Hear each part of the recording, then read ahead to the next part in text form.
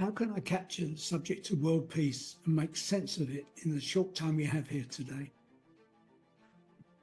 I'll talk about how you can approach conflict, not by solving the problem, but by solving the differences between people, a process called conflict transformation.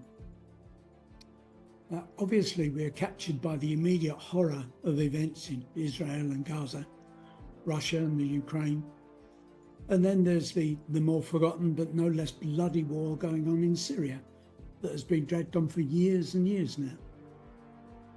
And I don't believe things have ever really settled down in Afghanistan and Iraq yet either. And the trouble is not only the countries themselves that are in conflict, but the fire is stoked by others with vested interests. The other night, mayhem erupted in Dublin, and I was affected by it. I was walking home from a Japanese lesson and stopped in a restaurant in Westmoreland Street. I'd seen in the distance what looked like fires on O'Connell Street, or O'Connell Bridge, and found later that it was burning vehicles. As I sat down in the restaurant, all of a sudden there were hundreds of people running past the door, and they were being chased by police dressed in riot gear. Restaurant staff locked the door and decided to close the restaurant, and it was only 9:30. And apparently a man had gone berserk with a knife in Parnell Square that afternoon and had stabbed a woman and 2 small children. I think a boy of 5 had actually lost his life.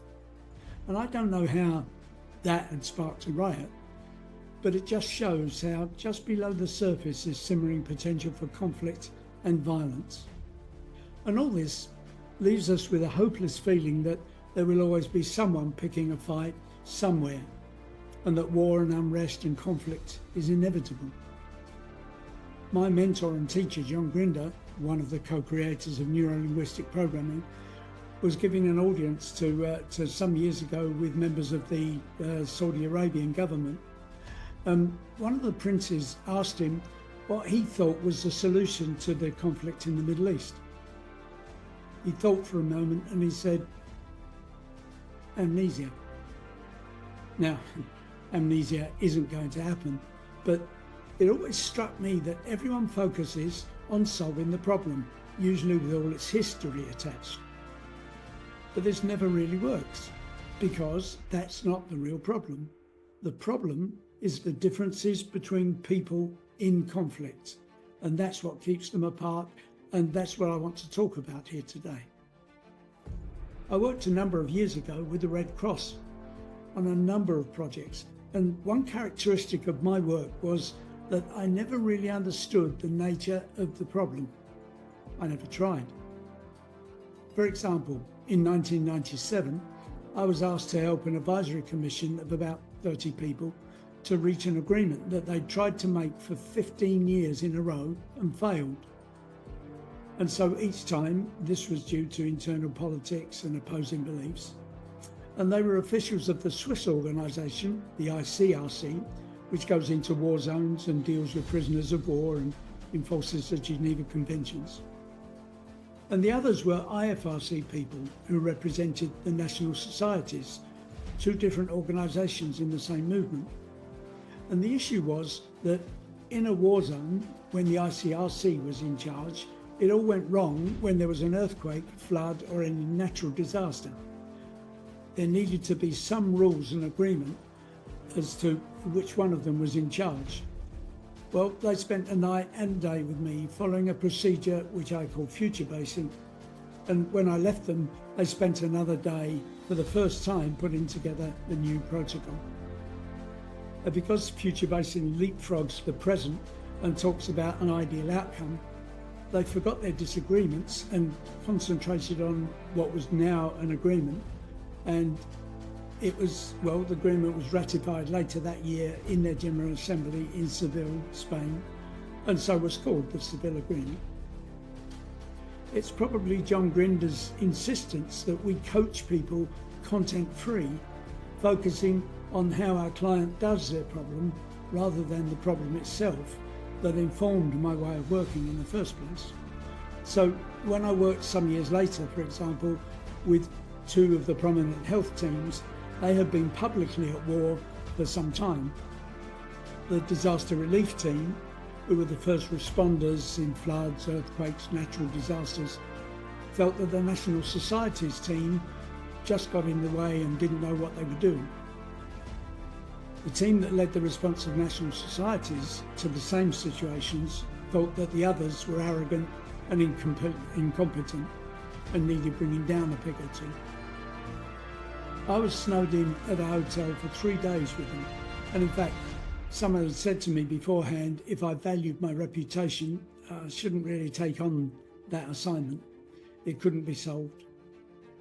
Unfortunately, I said I'd already agreed. Anyway, for 3 days, we were snowed in at this hotel. We just arrived just as the snow started, and in 2 hours it was 6 feet deep. So there we were, with a beautiful picture window view of Mont Blanc in the distance. And all the time, they were saying to me, when were we going to have the row? And they didn't realise that with all the talking and listening that they were doing, their differences weren't that great. And 3 days later, they announced to the whole organisation the new face of the health teams and how they were going to work together. I focused on letting them talk it through, and I didn't understand what they agreed. I didn't need to. Another time, I was working with 2 individuals in a pharmaceuticals factory, and I'm telling you this one because it illustrates the emotional effect of conflict on a person. One woman had been suspended for a whole year from her job as punishment for bullying a colleague. But although she was repentant, she was now working as before with the same colleague, and the 2 of them were freaking out. So I met them separately first, and the timid one told me she was the 9th or the youngest in a family of 9 children, and her parents, although they were kind and loving, when the children raised their voices, then they became violent. So she had learned to stay silent and disappear. The stronger one said she was sad and sorry that she'd been so unkind to her colleague, but she said, she just makes me mad.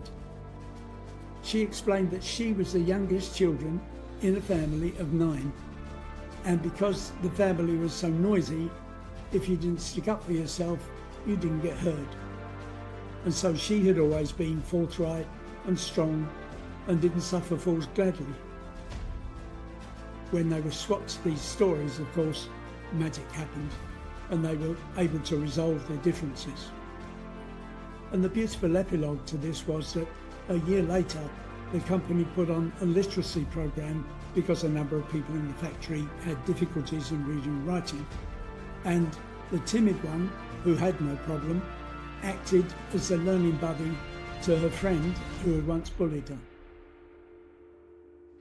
So what I'm saying is that I don't have to know details of the conflict. I don't listen to that. I listen to the people express their feelings about what upsets them and reflect back to them what I hear, occasionally summarising the conversation. The result is the people make the peace. They listen and acknowledge one another, and they feel more powerful having spoken their mind in a safe environment. It hurts to be ignored, to be the subject of another's anger, to be seen as less competent, and it feels great to get over it. The fight or conflict just tends to dissolve, and sometimes they even agree to differ, but it's still an agreement. So that's how I contribute to bringing peace to the world, transforming conflict one case at a time, giving people time and space to speak themselves out of it and achieve lasting peace. I hope I've entertained you for a while and given you an idea really of how agreements can often be solved, not by necessarily solving the problem, but by transforming the context. People, given time to talk and really listen to one another, will solve their own problems, gaining recognition and feeling empowered. They leave conflict behind permanently. Thank you.